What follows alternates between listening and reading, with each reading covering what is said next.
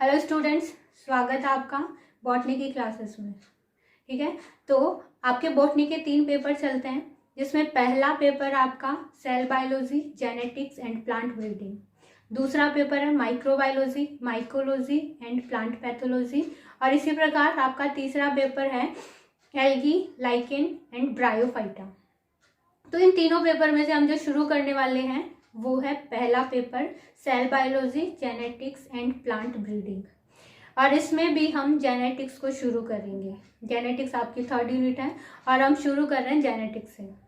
तो जेनेटिक्स को पढ़ने से पहले हम इसके बारे में कुछ जान लेते हैं कि जिस जीवों के अंदर रिप्रोडक्शन होता है, रिप्रोडक्शन के द्वारा जीव नई संततियां पैदा करते हैं और इसी प्रकार वो अपने अस्तित्व को बनाए रखते हैं। रिप्रोडक्शन अपने अस्तित्व को बनाए रखने के लिए किया जाता है। तो रिप्रोडक्शन के द्वारा जीवों में कुछ लक्षण है वो एक पीढ़ी से दूसरी पीढ़ी में स्थानांतरित होते हैं। इन्हीं लक्षणों को हम आनुवांशिक लक्षण कहते हैं, जो एक संतति से अगली संतति में स्थानांतरित होते हैं और पीढ़ी दर पीढ़ी स्थानांतरित होते रहते हैं। आनुवांशिक लक्षणों का जो अध्ययन किया जाता है उसे आनुवांशिकता कहते हैं और विज्ञान की वह शाखा जिसमें आनुवांशिकता का अध्ययन किया जाता है आनुवांशिकी कहलाती है। ठीक है, तो इस प्रकार हम कह सकते हैं कि जेनेटिक्स के अंदर वंशानुगत होने वाले लक्षणों का अध्ययन किया जाता है। अब यहाँ पर जेनेटिक्स के अंदर जो जेनेटिक्स है उस शब्द वह जीन से लिया गया है, जिसका अर्थ होता है दी करना। इसलिए हम कहेंगे कि आनुवांशिकी के अंदर आनुवांशिक लक्षण जो वंशानुगत हो रहे हैं का अध्ययन किया जाता है। आनुवांशिकी का जहां भी नाम आए वहां मेंडल का नाम जरूर आता है, क्योंकि जो मेंडल है उन्हें आनुवांशिकी का जनक कहा जाता है, फादर ऑफ जेनेटिक्स। मेंडल को ही कहा जाता है। मेंडल को फादर ऑफ जेनेटिक्स इसलिए कहा जाता है क्योंकि इन्होंने वंशानुगति के सिद्धांत प्रतिपादित किए थे। वंशानुगति के सिद्धांत इन्होंने मटर के पौधे पर अपने प्रयोगों के द्वारा दिए। इन्होंने अपने प्रयोग थे वो मटर के पौधे पर किए। तो अब हम मेंडल के बारे में कुछ जानकारी लेते हैं कि मेंडल है, इनका जन्म 1822 के अंदर ऑस्ट्रिया नामक प्रांत के अंदर हुआ था। ये इनकी जो प्रारंभिक शिक्षा थी वो गांव में ही पूरी हुई थी। इसके बाद में इन्होंने दर्शन शास्त्र के अंदर डिग्री प्राप्त की। फिर इन्होंने ब्रू नामक शहर के अंदर पादरी का कार्य किया था। वहीं पर इनको ग्रेगर की उपाधि भी मिली। फिर इन्होंने अध्ययन का कार्य करवाया और जहां पर ये अध्ययन का कार्य करवा रहे थे वहीं पर इन्होंने मटर के पौधे पर प्रयोग किए। मटर की अलग अलग किस्मों को आपस में संकरण करवाया, जिससे इन्होंने उसके द्वारा इन्होंने निष्कर्ष निकाले। और ये जो प्रयोग थे इन्होंने ब्रून सोसाइटी ऑफ नेचुरल हिस्ट्री के सामने शोध पत्र के रूप में प्रस्तुत किए थे। वहां पर इनके जो प्रयोग थे वो पादप संकरण के प्रयोग के नाम के द्वारा छपे थे, लेकिन उस समय जो वैज्ञानिक थे उनका ध्यान इनके प्रयोगों पर बिल्कुल नहीं था। इसलिए मेंडल की जो प्रयोग थे उस पर किसी का ध्यान नहीं गया और मेंडल की 1884 में डेथ हो गई। फिर इसके बाद में 3 वैज्ञानिक आए जिन्होंने मेंडल के प्रयोगों की पुनर्खोज करी थी, जिनमें पहले हैं ह्यूगो डीवरिज जो हॉलैंड के थे। इसके बाद में इरिक वॉन सेरमक और कार्ल कॉरेंस। इन तीनों ने 1900 ईस्वी के अंदर इनके मेंडल के प्रयोगों की पुनर्खोज करी थी।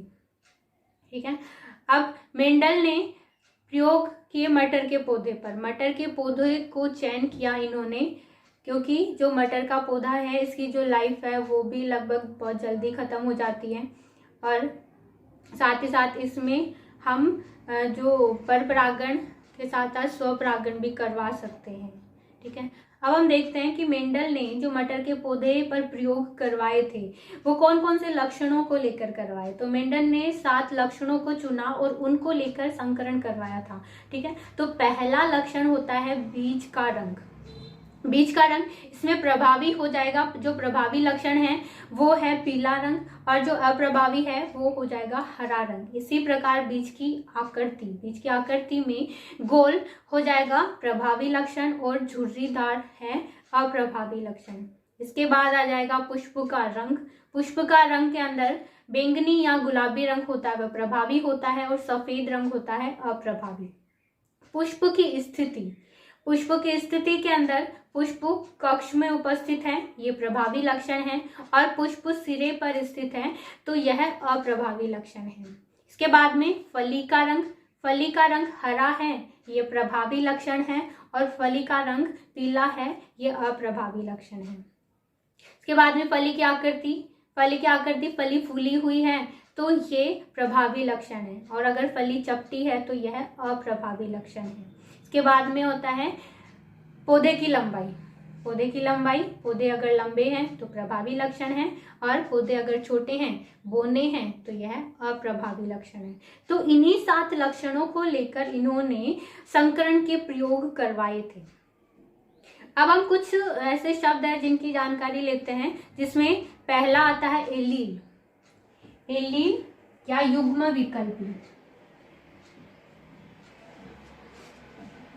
एलील शब्द जीन जिसे हम कहते हैं, तो जीन क्या होता है, किसी भी एक लक्षण को व्यक्त करता है।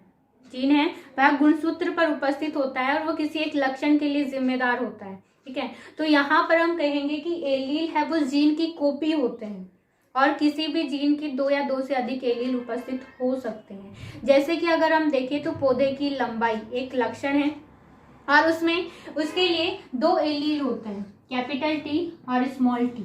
तो ये क्या है, ये 2 एलील है जिसमें से एक प्रभावी है और एक अप्रभावी। यहाँ पर कैपिटल टी प्रभावी एलील है और दूसरा है अप्रभावी।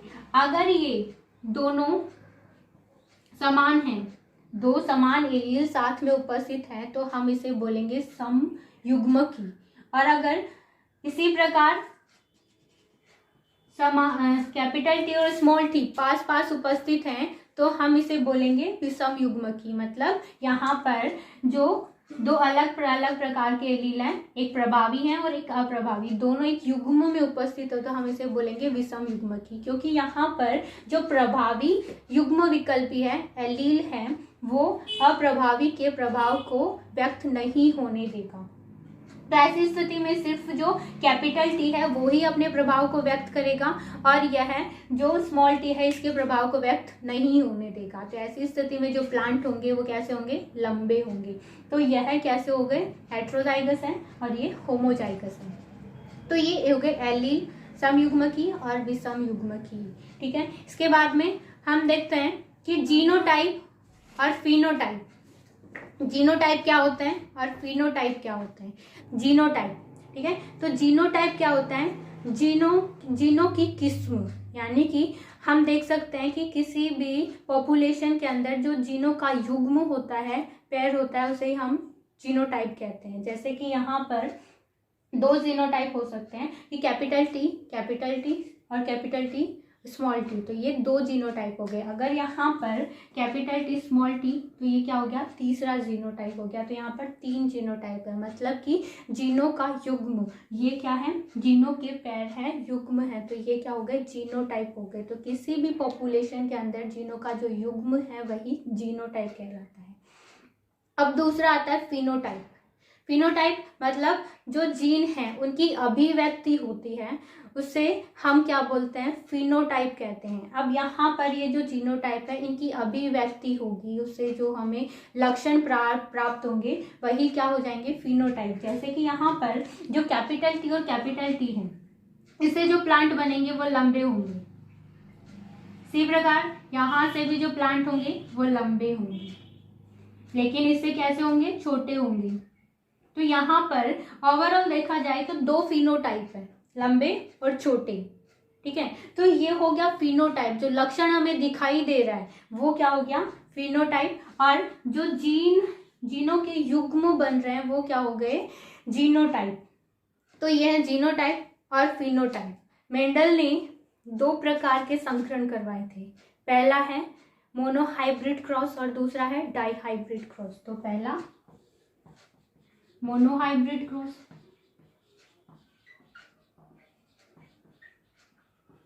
और दूसरा डाइहाइब्रिड क्रॉस।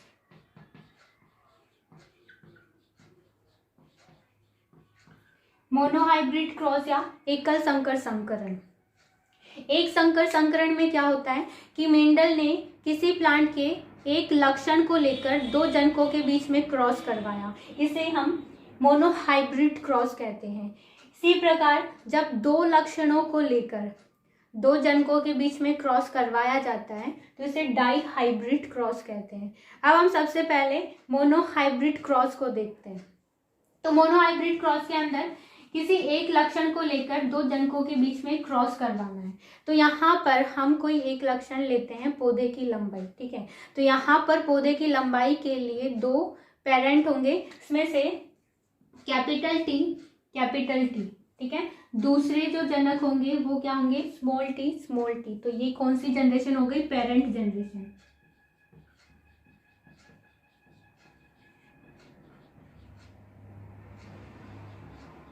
ये हो गई पेरेंटल जनरेशन, जहां पर कैपिटल टी है ये समयुग्मकी प्रभावी, और स्मॉल टी है यह विषम युग्मकी प्रभावी है। जिसमें अब यहाँ पर जब गैमीट बनेंगे तो दोनों से दो दो गैमीट बनेंगे, कैपिटल टी, स्मॉल टी और स्मॉल टी। तो ये क्या है, गैमीट। जब इनमें क्रॉस करवाया जाएगा तो F1 जनरेशन प्राप्त होगी। यहाँ पर जब इनको क्रॉस करवाएंगे तो हमें F1 जनरेशन प्राप्त होती है, और F1 जनरेशन के अंदर जो प्लांट होंगे वो कैसे होंगे, विषम युग्मकी प्रभावी। जैसा कि हमें दिखाई भी दे रहा है यहाँ पर सारे के सारे प्लांट हैं वो विषम युग्मकी प्रभावी है, जिसमें जो पैर बन रहे हैं वो कैसे बन रहे हैं, capital T small T, capital T small T, capital T small T और कैपिटल टी स्मॉल टी। तो इस तरीके से यहाँ पर जो F1 जनरेशन प्राप्त होती है इसमें सारे के सारे जो प्लांट हैं वो विषम युग्मकी प्रभावी प्राप्त होते हैं। जब हम F1 जनरेशन के प्लांट्स को लेकर इनके बीच में क्रॉस करवाते हैं तो हमें F2 जनरेशन प्राप्त होगी। F2 जनरेशन में जब F1 जनरेशन में हमें जो प्लांट मिले उनके बीच में क्रॉस करवाना है, तो हमें F1 जनरेशन में जो प्लांट मिले थे वो सारे विषम युग्मकी प्रभावी थे। तो हम F2 जनरेशन प्राप्त करने के लिए एक पुनेट स्क्वायर बनाते हैं, जिसमें हमें एक स्क्वायर बनाना है, और यहाँ पर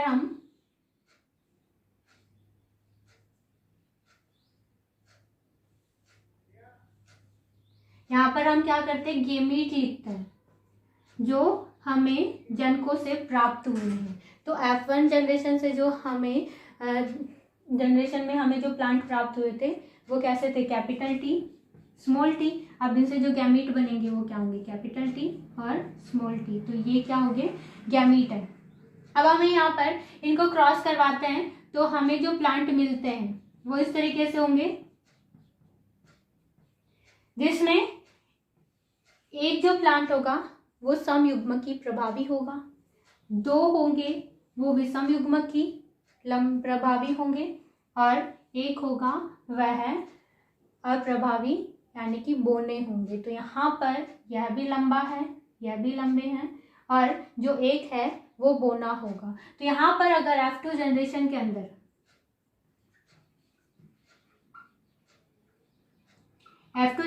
अंदर हम जीनोटाइप देखें,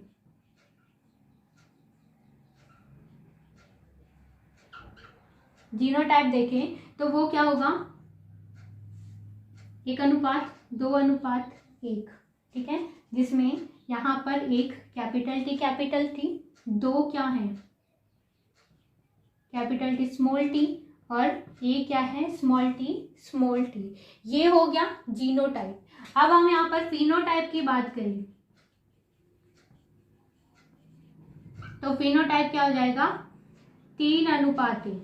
मतलब यहाँ पर तीन है वो लंबे प्लांट होंगे और एक होगा वो बोना होगा। तो यहाँ पर ये क्या है, फिनोटाइप। मतलब जीनोटाइप के द्वारा जो लक्षण मिलेगा वो क्या होगा, फिनोटाइप के अंदर आएगा। तो यहाँ पर जो जीनोटाइप है ये इनके द्वारा क्या होगा, लक्षण है क्या है, ये तीनों के तीनों ही लंबे प्लांट बनाएंगे। तो यहाँ पर 3:1 का रेशो आएगा। अब हम पढ़ते हैं dihybrid cross. Dihybrid cross में क्या होता है कि दो लक्षणों को लेकर जनकों के बीच में क्रॉस करवाया जाता है। तो यहाँ पर हम दो लक्षण लेते हैं कि पहला है बीज का रंग और दूसरा है बीज की आकृति। बीज का रंग मतलब बीज का रंग मतलब यहाँ पर पीला हो जाएगा प्रभावी और हरा हो जाएगा अप्रभावी। इसी प्रकार बीज की आकृति जिसमें गोल होगा वो प्रभावी होगा और झुर्रीदार होगा वह अप्रभावी होगा। अब इन दोनों को हम साथ में लेकर क्रॉस करवाएंगे। तो यहाँ पर जो पेरेंटल जनरेशन होगी उसमें क्या होगा,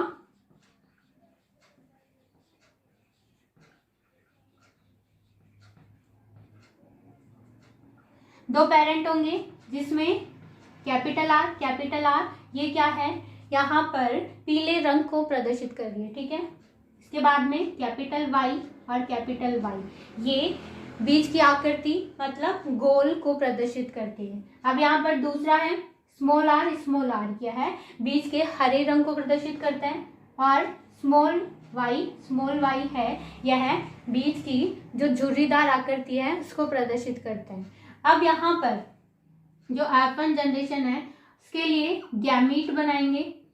जो गैमीट बनेंगे वो होंगे capital R capital Y capital R capital Y. इसी प्रकार यहाँ पर स्मॉल वाई स्मॉल आर और स्मॉल वाई। F1 जनरेशन के लिए यहाँ पर क्रॉस करवाएंगे। तो यहाँ पर हमें इस प्रकार सारे के सारे प्लांट है वो एक ही प्रकार के मिलेंगे।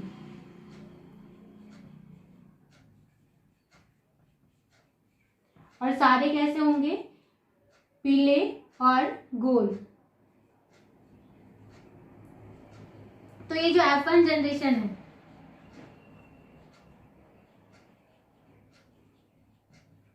जनरेशन के अंदर सारे के सारे प्लांट हैं वो पीले और गोल प्राप्त होते हैं। अब F1 जनरेशन के बाद में जब हम F2 जनरेशन प्राप्त करते हैं तो उसके लिए हमें F1 जनरेशन के प्लांट को लेकर इनमें क्रॉस करवाना है। तो जनरेशन प्राप्त करने के लिए हम क्या कर रहे थे, F1 जनरेशन से जो जनक थे उनको आपस में क्रॉस करवाना है। तो इसके लिए हम पहले गेमीट तैयार करते हैं। तो F1 जनरेशन में हमें कैसे जनक प्राप्त हो रहे थे, पीले और गोल। तो ये F1 जनरेशन में हमें इस प्रकार के प्लांट प्राप्त हो रहे थे। इसे हम जब गैमीट बनाते हैं तो गैमीट के लिए पहले यहाँ पर R से करेगी, स्मॉल y से करेगी, इसी प्रकार यहाँ पर। तो यहाँ पर 4 प्रकार के गैमीट बनते हैं। पहले बन जाएगा capital R capital Y capital R small y small r capital Y small r small y। तो इस प्रकार हमें 4 गैमीट मिलते हैं। अब हम इनको लेकर F2 जनरेशन के लिए एक पुनेट स्क्वायर बनाते हैं।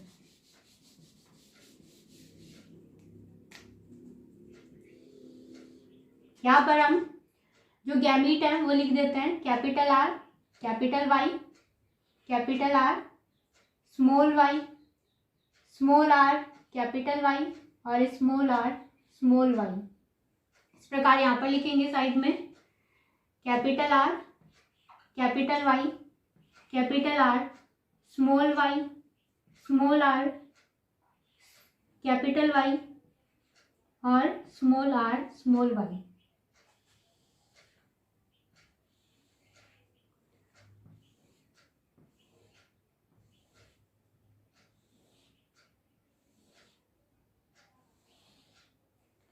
अब जब इनको क्रॉस करवाया जाता है तो F2 जनरेशन मिलती है। F2 जनरेशन के अंदर जो प्लांट होंगे वो इस तरीके से होंगे capital R capital Y small y capital R small r capital Y capital Y capital R small r capital Y small y। फिर यहाँ पर इनको जब क्रॉस करवाया जाता है तो यहाँ पर हमें इस तरीके के मिलेंगे आगे।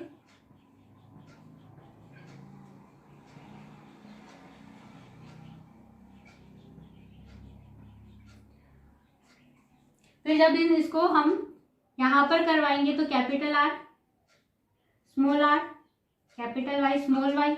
फिर यहाँ पर करवाएंगे तो capital R small r, capital Y small r, capital Y small y। फिर आगे करवाते हैं तो small r, capital Y small y। ठीक है, अब इसको आगे करवाएंगे तो capital R small r, capital Y small y। फिर capital R small y, small r, capital Y small y, और यहाँ पर स्मॉल r स्मॉल y। तो यहाँ पर आपको देखने को मिलेगा कि कुछ प्लांट हैं वो गोल और पीले हैं, कुछ प्लांट हैं वह हरे और झुर्रीदार हैं, कुछ होंगे जो कैसे होंगे, हरे और गोल होंगे। तो यहाँ पर हमें 4 प्रकार के प्लांट देखने को मिलेंगे। अब हम यहाँ के इनका जीनोटाइप और फिनोटाइप निकालते हैं। तो जीनोटाइप और फिनोटाइप में हमें देखने को मिलता है कि यहाँ पर 1 2 3 4 5 6 7 8 9। ठीक है, ये 9 कैसे हैं, गोल और पीले। ठीक है, तो यहाँ पर 9 है वो गोल और पीले हैं। इसके बाद में हम देखते हैं यहाँ पर 1 2 और 3 है वो कैसे हैं, पीले और झुर्रीदार। ठीक है, इसके बाद में 3 है वो कैसे हैं, हरे एवं गोल। और जो 1 है वो कैसा है, हरा और झुर्रीदार। तो यहाँ पर जो फिनोटाइप आता है वो क्या होगा, 9:3:1। तो यहाँ पर फिनोटाइप हो जाएगा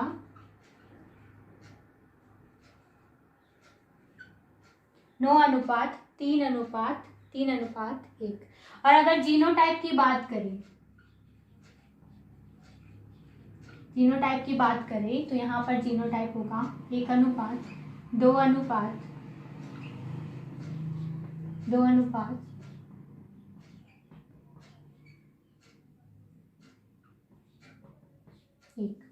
तो ये है डाई हाइब्रिड क्रॉस के अंदर हमें फिनोटाइप और जीनोटाइप